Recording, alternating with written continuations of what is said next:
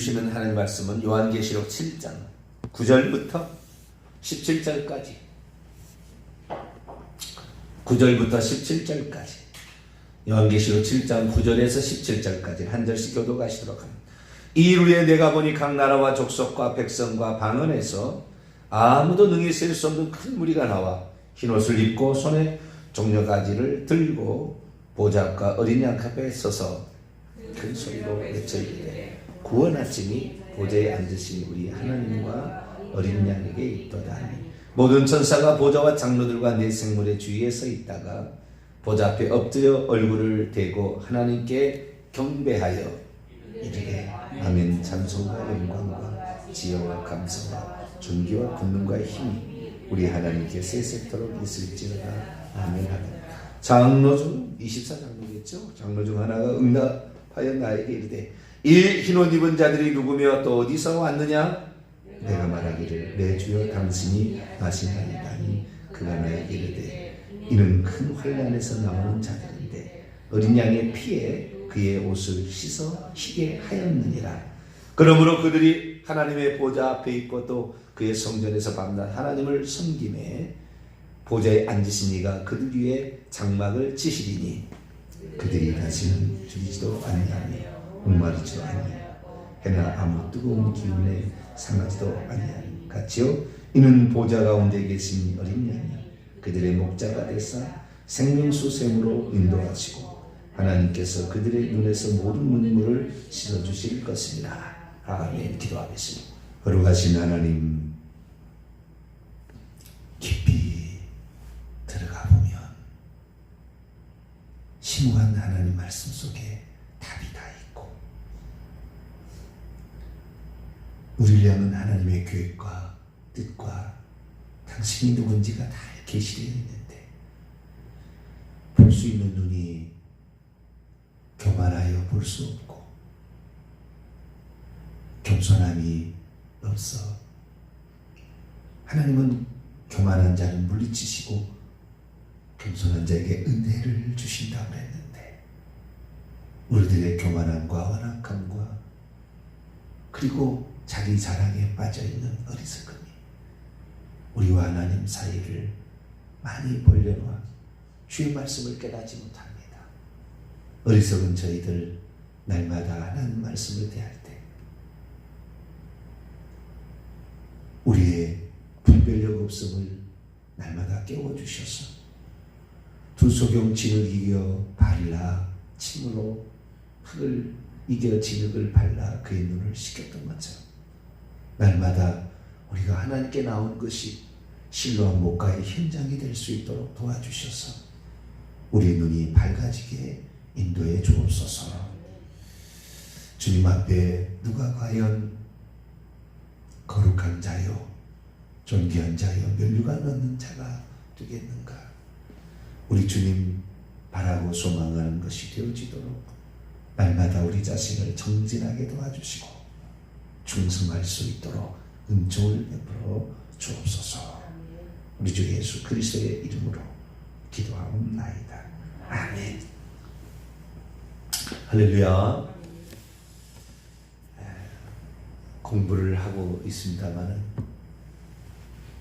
더 많이 공부를 해야 될 것 같아요. 그 공부는 다른 게 아니고요. 과거에 우리 믿음의 선배들이 어떻게 성경을 풀었는가 이런 공부예요.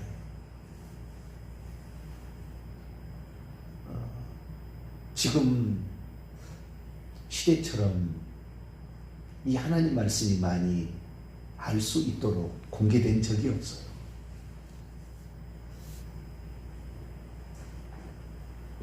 저도 청년 시절에 요한계시록을 이렇게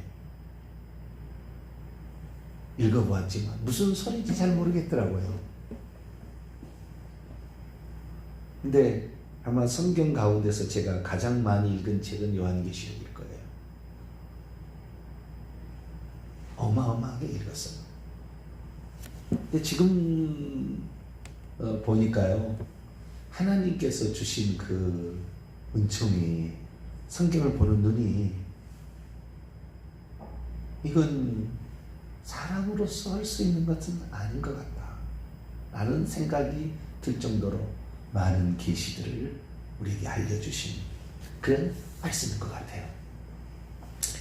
그래서 우리가 하나님을 안다는 게 뭔가, 하나님이 결국 경륜을 알아야 되거든. 하나님 뜻을 알아야 돼. 만세전에 우리를 위하여 계획하신 것을 알고 그 뜻에 우리도 같이 동참할 때 주님으로부터 칭찬이 있을 거 아닙니까?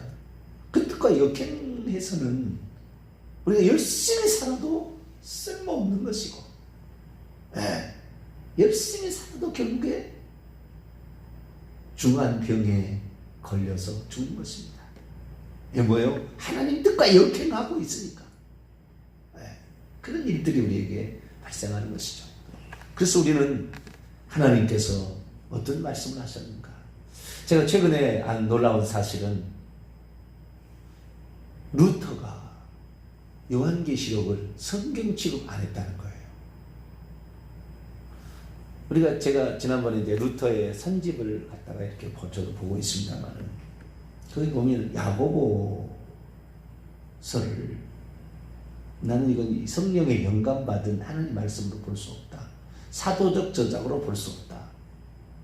루터가 그때 당시 살았으나 야고보서를 야고보 장로가 쓴 게 아니고 야고보 사도라고 얘기를 하는데, 그가 어떻게 얘기했는지 정확히 잘 모르겠지만 자우지간 이 성경책을 나는 사도적 저작으로 볼 수 없다. 왜?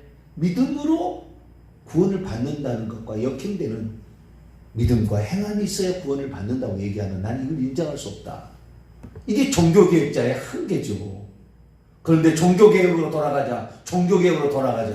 이 어리석은 말을 지금도 한다 그 말이 대한민국 사람들이.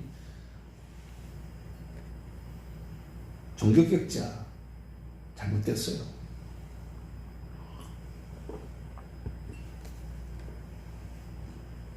그런데 이 종교개혁자 루터가 요한계시록을 성령의 영감받은 기록으로 난 볼 수 없다 얘기했다는 거예요.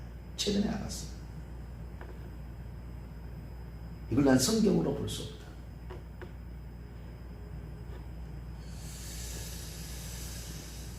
칼빈은 아예 요한계시록 주석을 쓰지를 못했어요. 종교개혁자들이 대표라는 루터와 칼빈은 요한계시록을 풀지를 못했어요. 그러니 하나님의 뜻과 경륜을 정확히 헤아리지 못한 거죠. 요한계시록을 통하여 우리는 신론, 그리스도론, 인간론, 구원론, 성령론, 교회론, 종말론 다 공부할 수 있어요. 오늘 본 말씀은 신론이 나와요. 15절에 보좌에 앉으신 이가, 17절에 목자가 되시는데 그 목자가 어린 양이신 예수 그리스도다. 보좌에 앉으신 이가 누구냐? 이거 신론 나와버려. 신론. 구원론, 어떤 자가 구원을 받게 되는 것인가? 9절에 각 나라와 족속과 백성과 방언, 이것은 세상의 모든 사람을 지칭하는, 내시라는 것은 이 세상을 동서남북 봄 여름 가을 겨울 이 땅을 지칭하는 거예요. 세상 모든 사람들을 지칭하는 게 각 나라와 족속과 백성과 방언인데, 여기서 아무도 할 수 없어. 유대인만 구원받는 게 아니라 모든 이방인 유대인 할 것 없이 세상 모든 사람들이 구원을 받을 수가 있다. 선택된 백성만 받는 게 아니라 하나님 만세에 예정된 백성이 따로 있는 게 아니라 누구든지 그 예수 그리스도를 나의 구주, 나의 하나님, 나를 위해서 이 땅에 오신 하나님 알고 구원하시니 우리 하나님, 보좌에 앉으신 우리 하나님과 어린 양이 있다. 그 찬송을 부를 줄 아는, 그걸 아는 사람들이죠. 왜 추도예배, 장례예배 드리지 말아야 되는 것인가? 찬양은 하나님께만 올려드릴 유일한 도구예요. 오늘 그 흰옷 입은 큰 거대한 무리가 하나님께 큰 소리로 찬양을 합니다. 구원이 보좌 위에 앉아 계신, 여기 앉으시는 말은 현재 분사, 그러니까 지금도 앉아 있는이라는 그 계속 앉아 있고 있는이라는 말이고요. 중간태 수동태 디포예요. 이것은 자기 자신을 위하여 스스로 앉아 계시는 거예요. 그분이 스스로 앉아 계신 그분이 누구냐? 우리 하나님과 그리고 어린 양에게. 어린 양은 하나님이 이 땅에 오셔서 죽으신 것을, 일찍 죽임을 당한 어린 양의 표상으로 우리에게 영원한 간증이에요. 천국 가면 저분이 우리 위해서 죽으셨다 라는 것을 사람이 알 수 있도록 그렇게 표상으로 드러나는 거죠. 네, 그분 앞에 하는 일이 딱 두 가지잖아요. 엎드려 경배하는 일, 11절에 엎드려 경배하는 일, 10절과 12절에 이 경배를, 찬양을 드리는 일, 이 두 가지. 왜 추대배 장례배가 추대배 장례가요, 제일 위험한 조합이에요. 가장 거룩한 것과 가장 더러운 것을 만나게 만들거든요. 가장 위험한 조합. 우리가 세상에 돈은 중립이잖아요. 돈은 중립이에요. 속된 거예요. 근데 이것을 하나님께 바치면 어떻게 돼요? 거룩한 재물이 됩니다. 똑같은 돈이 아니라고요. 헌금을 들어버리는 순간 이 전체 자체가 달라져요. 거룩하게. 하나님께 드리면 이것을 거룩하게 되는. 그런데 추대배 장례배라는 것은 거룩한 하나님을 더럽고 저주받은 영인 귀신과 계속 접목을 시키려고 시도를 우리가 하는 거기 때문에 가장 위험한 조합이에요. 그래서 하나님의 진노가 오는 거예요. 그렇게 하지 마라.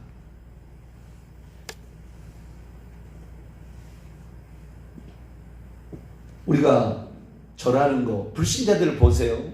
장례식장에 한번 가봐요. 제사드린 거 한번 봐보세요. 반드시 절합니다. 그 죽은 자에게 경배하는 거예요. 반드시 죽은 자를 경배하게 되죠. 그것을 좀 간소화시킨 것이 국화꽃을 바치고 묵념하는 정도. 동일한 것의 변형이죠. 그리고 그 다음에 이제 그래도 그 불신자들은 노래는 안 하잖아요. 곡을 하지. 그렇죠? 슬퍼서 곡을 하는 것이지 노래를 하지 않는데 우리 그리스도인들은 그때 노래를 하잖아요. 하나님께 노래한다고 합니다. 그러나 하나님은 그렇게 억지로 가장 더러운 것과 가장 거룩한 것을 같이 노는 것을 하나님은 허용하지 않으세요. 그렇기 때문에 하나님은 그 더러운 곳에 오지 않습니다. 우리는 강제로 하나님을 끌어올려고 하는데 예배 받으시라고 끌어올려고 하지만 가장 더러운 것을 놔두고 하나님을 끌어오는데 하나님은 죄하고 더러운 것, 사단 마귀하고는 가까이 하지 않으시잖아요. 근데 그것을 억지로 끌어다 가까이 하는 것이 하나님께 예배하는 것이고 찬양하는 거예요. 그러니 추대배 장례배가 우리 그리스도인들이 예수 믿고 살아가는데도 왜 사건 사고가 그렇게 많고 왜 중환병 불치병에 빠지며 왜 자식들이 이상하게 변하고 정신 이상 증사로 자살해 죽거나 이런 일이 발생하느냐. 이거 하나님이 가장 싫어하는 일을 인간이 일부러 만들어서 하는 거예요. 그래서 이 엎드려 경배하는 거, 이 예배죠. 예배. 그 예배를 오직 하나님께만 영광을 돌려야 되는데 죽은 자를 갖다 놓고 거기다 하니까 이것이 문제가 되는 거예요.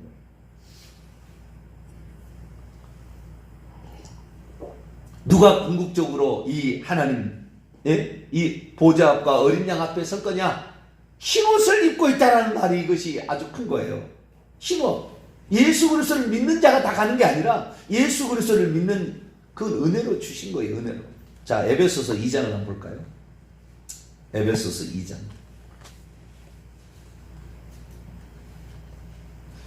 8절, 9절.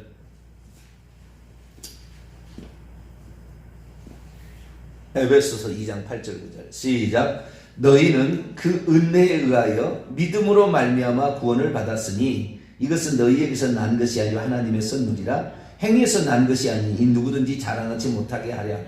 누구든지 자랑하지 못하려 하나님은 구원은 은혜로 주시는 거예요. 우리가 구원 얻기 위해서 무슨 행위가 필요한 게 아니라고. 선행이 필요한 게 아니에요.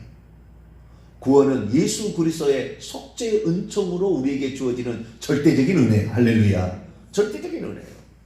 그런데 그 은혜가, 그 은혜 받은 자가 결국에 주님 앞에 서기까지는 광야가 필요한 거예요. 이스라엘 민족이 출애굽에서 광야에 나오기까지 절대적인 하나님의 은혜. 애굽을 치시고 독수리 날개를 업어서 광야에 갖다 놓은 거예요.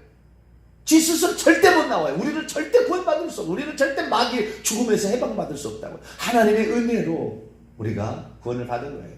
그러나 그 구원을 받은 자는 바로 가나안 땅 안 데려가는 거예요. 광야에 주시는 거예요. 네가 진짜 구원받으면 합당한 자인지 내가 보겠다. 테스트해보겠다는 거예요.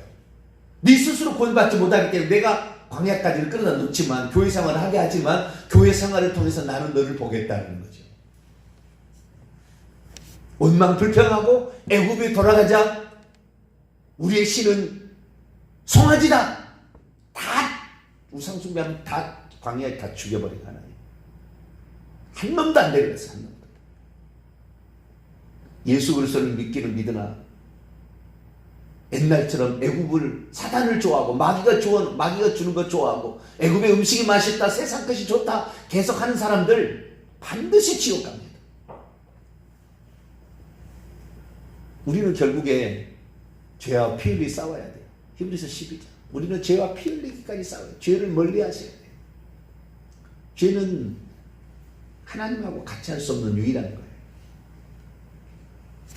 그래서 은혜로 구원을 받으나, 이 에베소 2장 8절은 여기서 구원을 받았으니, 그러니까 우리는 이미 받은 거 아니냐, 이미 받아버린 상태에 있는 거 아니냐, 천만의 만만의 콩떡이에요. 현재 완료가 아니에요. 이 본문은 현재형입니다. 현재. 능동복 질서표 현재예요. 구원을 받은 상태로 있다라고 얘기하는 것이지, 동사가 두 개 나와요. 구원을 받은 상태로 있어요. 맞죠? 누구든지 주님의 은혜로 구원받은 사람이 있으나, 이 사람이 그 크신 은혜를 받은 자답게 사느냐 안 사느냐를 하나님 보시는 거죠. 지금 현재는 있다는 거예요. 그러나 주님의 심판대에 그를 버릴 사람들이, 생명적 이름을 지워버릴 사람이 있는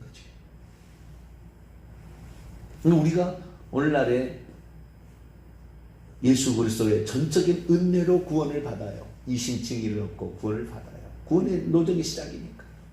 그러나 다 구원받는 게 아니다.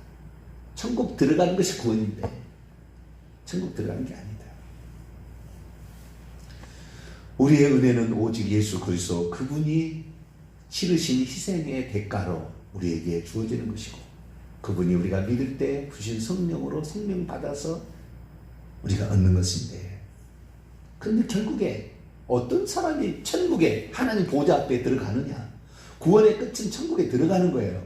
이 땅에서도 구원을 받기 시작하지만 천국에 들어가는 건 아니잖아요. 그러니까 구원의 완성은 천국에 들어가는 겁니다.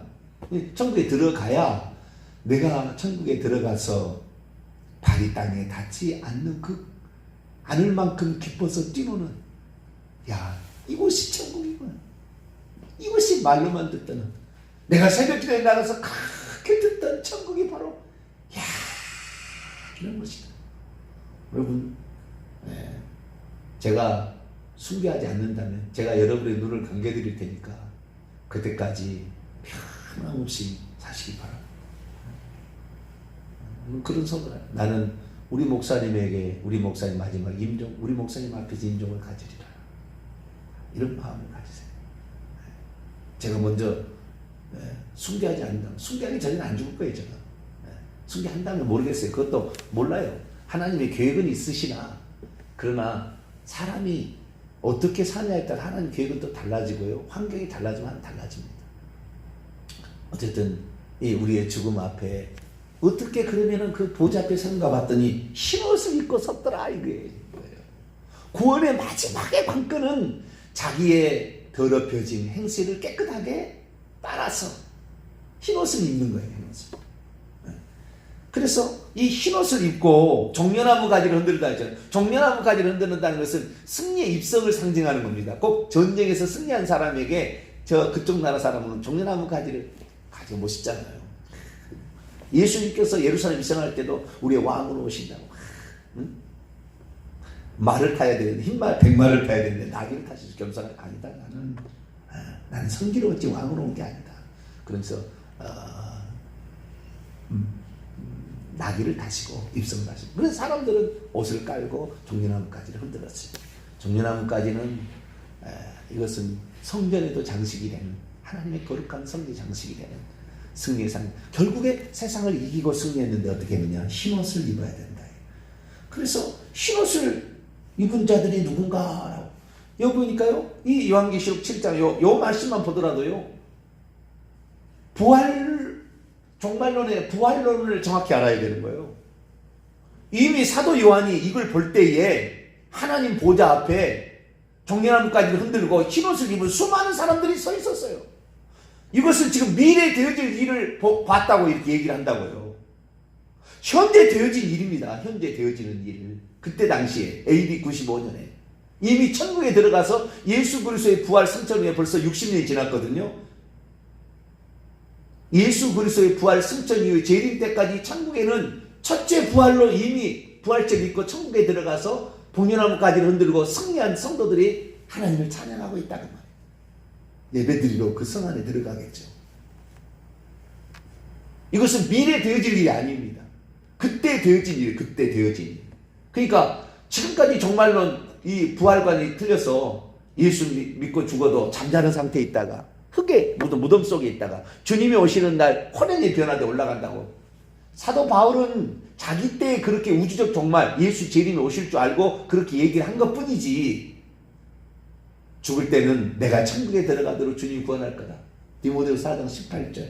그래서 개인적 종말이 먼저 일어나는 거예요. 첫째 부활이 먼저 일어나고, 둘째 부활은 예수 그리스도께서 재림하실 때 일어나는 우주적인 부활, 그걸 둘째 부활이고, 첫째 부활은 개인적으로 다 죽을 때 개인이 죽어서 부활체를 입고 가는 게 첫째 부활이에요. 이 첫째 부활에 참여하는 자가 복이 있나니, 7개 복 가운데 하나인데 이것이 1000년 동안 그리스도와 더불어 왕노를 하는 거예요. 천국에서. 그러니까 이 흰옷 입은 자들은 이미 천국에 들어가 있는 사람들인데, 이것이 이미 천국에 들어가 있는 사람이라고 모르니까, 지금 죽으면 바로 천국 간 줄 모르니까, 이들이 누구냐? 요한계시록 6장에 이 5째 인을 뗄 때 흰 두루마기를 입혀주는 그 순교한 성도는, 순교자들은 먼저 휴거되는구나. 또 그렇게 분삼이 있고, 7장에 가면은 이 흰옷 입은 셀 수 없는 많은 무리들이 또 휴거가 또 있구나. 휴거가 여러 번 일어난다. 휴거가 여러 번 일어난다. 휴거라는 것은 낙하채듯이 하나님께 올라가는 건데, 예수 재림 때 우주적인 부활, 둘째 부활일 때 단 한 번 일어날 일이에요. 그전에는 휴거가 일어나는 게 아니고 부활이 일어나는 겁니다. 할렐루야. 부활이, 개인적 부활이 일어나. 이걸 첫째 부활이라는 거예요. 그 부활체를 입고 천국에 들어간 사람이 찬양을 하고 있는 거예요. 근데 이 찬양하는 사람이 어떤 상태냐? 흰옷을. 그래서 이제 물어보는 거예요. 장로가, 요한아, 저 흰옷 입은 사람이 누구며 어디서 왔느냐 물어보니까, 당신이 알지 내가 알겠습니까? 잘 모릅니다. 그랬더니 그가, 장로 중 하나가 말하기를, 이는 큰 환란에서 나오고 있는 일이에요. 현재 분사 중간 때 수동 때 디포예요.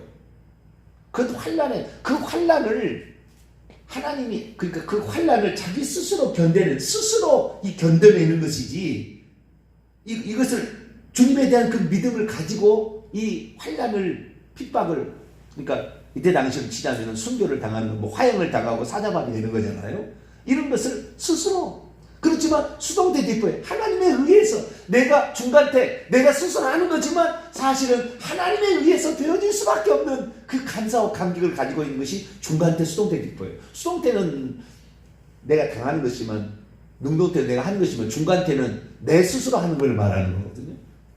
중간태, 수동태, 디포넌트. 디포넌트라는 것은 수동태로 해석을, 수동태의 문양을 가지고 있지만 능동적으로 해석을 하는 거예요. 그래서 환란에서 지금 나오고 있어요. 나오고 있어. 지금 나오고 있어요. 계속해서 나오고 있을 거죠. 주님 오실 때까지. 전체 부활은 개인적 부활이니까 계속 일어나겠죠. 근데 14절을 보니까 어떻게 그 환난으로부터 승리하는 자가 되느냐? 어린 양의 피에 그들의 옷을 씻어 희게 하였다. 자기의 더럽히던 행실을 날마다 회개하는 자가, 이 큰 환난, 대환난이죠. 큰 환난에서 나오고 있는 자들은 크게 요한계시록은 두 가지로 해석을 합니다. 뭐든지. 하나는 예수 그리스도의 승천 이후부터 재림 때까지 기간을 말하기도 하고, 또 마지막 시기에 무저에서 올라오는 천사 사탄 마귀가 올라와서 잠깐 동안 천년왕국 후에 일시적으로 놓아준 그때 환난, 그 환난을 지칭하기도 해요. 그래서 이 환난을, 마지막에 있을 이 환난에 비슷한 것이 인류 가운데 계속 있어 왔어요. 잠깐. 우리나라는 일제시대였어요. 일제시대. 우리나라는 중국 공산당이 넘어올 때, 그때는 환란시대예요. 맛보는 거예요, 미리. 네, 미리 맛보. 그때가 그 사람에게는 대환란일 수 있겠죠. 근데 자, 이런 시기는 계속해서 오는 거예요. 우리 시기에, 우리가 살던 시기에 그 환란이 올 확률이 매우 높습니다. 매우 높아요. 그래서 제가 이렇게 맨날 요한계시록 강의를 저처럼 많이 하는 사람 없을 것이고, 이렇게 얘기를 하는 것은 우리가 그 현장에 있을 때 늘 어떤 말씀을 들었느냐에 따라서 그 현장에 내가 여태 어떻게 해야 될 것인가. 이 요한계시록 14장에 그게 나와요. 그래서 누구든지 14장 9절 누구든지 짐승과 그의 우상이 경배하고 이마에 날 소에 그의 표를 받아 우상 숭배하거나 주님을 모른다고 부인해서 그 짐승을 따라가게 된다면 진노의 포도주를 마시게 되는데 거룩한 천사들과 어린 양 앞에서 불과 유황으로 고난을 받게 될 거니까. 12절 성도들의 인내가 여기 있나니 하나님의 계명과 예수에 대한 믿음을 지키는 자입니다. 우상 숭배 나는 하지 않겠다. 오직 예수 그리스도만이 나의 하나님이라 그 믿음을 지키는 것, 이것이 구원입니다. 그래서 우리가 예수 그리스도에 대한 그 믿음을 지키면서 자신의 잘못을 늘 회개해서 예수 그리스도의 피로 자신의 옷을 씻어서 희게 한 이가 마지막에 죽을 때 회개하고 천국 들어가서 하나님을 찬양하는 그런 사람이 됩니다. 그때 주님께서는 그들에게 장막을 치시는데 보좌에 앉으시니까 어린 양으로 나타나신 그분이 이렇게 장막을 치시는데 다시는 굶주리거나 목마르거나 해나 아무 뜨거운 것에 상하지 않게 할 것이다. 이것은 어떻게 됐다는 거예요? 마지막 그 죽을 때 굶주려 죽은 사람도 있는 것이고 목마르게 된 사람도 있는 것이고 뜨거운 이런 그 화형 당하면서 죽어가는 그런 상황에 처해 있는 자도 있다는 거죠. 그리고 17절 그들의 눈에서 모든 눈물을, 통곡과 아픔이 있었다는 거예요. 그러나 끝까지 그 믿음을 지켰다는 거 아닙니까? 그러니까 반대를 해주겠다. 절대 굶주리지 않게 하고 목마르지 않게 하고 뜨거운 것 화형당해서 죽을 일이 없을 것이고, 믿음을 부인하게 하기 위해서 자기 자식을 먼저 죽이잖아요. 중국이 다 북한에 그랬어요. 그 자식을 먼저 죽이는 거예요. 잔인하게. 어머니가 부인하더라고. 살려달라고. 그러려고. 그때 어머니가 아들아 조금 이따 보자. 그래야지. 내 아들 살려달라고. 나 줄 모른다고. 부인해서는 안 되는 거야. 우리가 어떤 믿음을 가져야 될 것인가, 어떠한 상태로 주 앞에 설 것인가, 다 나오는 거예요. 이게 다 나와요. 한 군데만 봐도 이렇게 다 나오는 거예요. 엄청난 얘기가 나오는 거죠. 우리는 성경 말씀 앞에 겸손해야 돼요. 루터 세상에 가장 교만한 자잖아요. 하나님 주신 성경을 나는 성령의 영감을 하고 쓴 책이라고 볼 수가 없다. 가장 교만한 자잖아요. 겸손해야 돼요. 오늘도 겸손하게 믿음 지키시고 회개하시며 가게 되기를 간절히 바랍니다. 거룩하신 하나님, 하나님의 말씀을 우리에게 남겨주셔서 이것이 성령의 영감으로 기록된 하나님의 말씀이라는 것을 알게 하신 하나님 감사합니다. 믿음의 선배들이 걸어간 그 길, 우리도 똑같이 걸어가야지. 믿기만 하면 과거이제, 현재이제, 미래이제 다 용서받는다. 어떻게 살아도 관계없다. 이런 것 때문에 얼마나 많은 그리스도인들이 오늘 지옥에 떨어집니까? 주님, 우리는 죽음의 현장에서도 주님 부인하지 않고 끝까지 회개하면서 천국 들어가는 자 되게 해주옵소서. 우리 주 예수 그리스도의 이름으로 기도하옵나이다. 아멘.